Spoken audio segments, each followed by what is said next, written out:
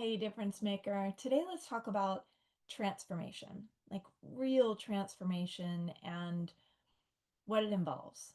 Because often transformation can include an element of letting go. We think of transformation as, evolving and growing and becoming. And by all means, transformation is absolutely you stepping into and becoming more of the authentic, real you.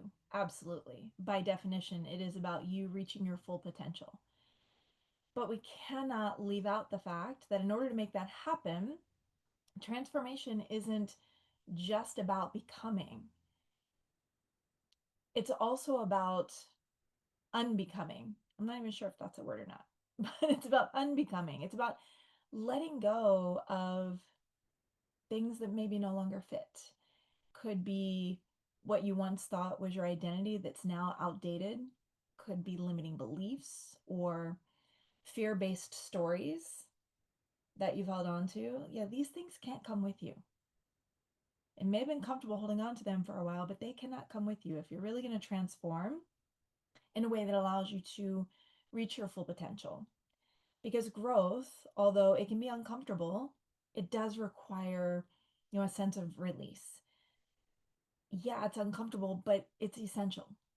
And when you let go of certain things that are no longer serving you, you now create space to be able to step into this greater potential that you already have within you. Liken it to a caterpillar on its way to becoming a butterfly. A caterpillar forms this cocoon, but then at a certain point, it has to break free to become the caterpillar. It it can't stay the same. And we're much the same way. We build these versions of ourselves over the course of time that we put out to the world in hopes of being loved, accepted, validated, something we all want, right? And sometimes in the midst of doing that, we form these beliefs and stories that do not serve us, that do not serve us to make us feel stronger, that do not serve us in a way that allows us to move in the direction of our our full potential. And that's why I love having a coach. That's why I think every single one of you out there, if you don't have a coach, you need to have a coach. Why? Because a poach or a coach focuses on potential. I had the word potential in my head. So coach and potential created poach. But a coach focuses on your potential.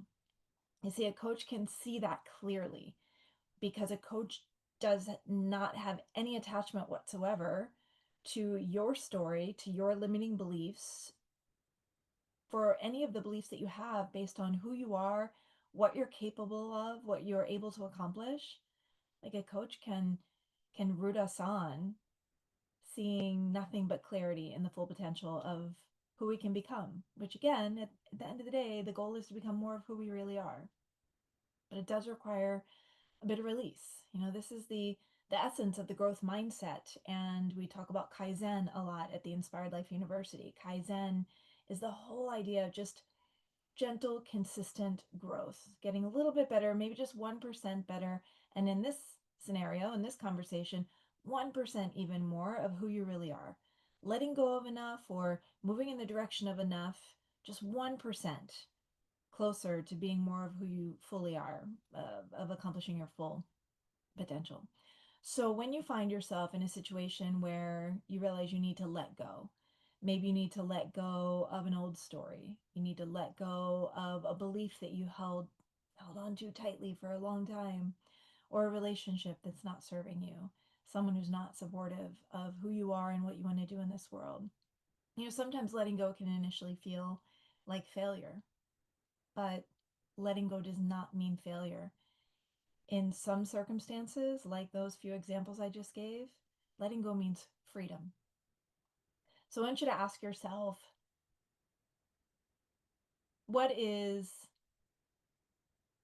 the most authentic version of you. What does that look like? Because that's your full potential. What does that look like? And what is that version of you perhaps asking you to release? Could it be a belief that no longer serves you, or maybe a story that's no longer true, maybe never was? And then also ask yourself, how can releasing these thoughts, these beliefs, these stories help me become more of who I really am? Because letting go is not the end, my friend.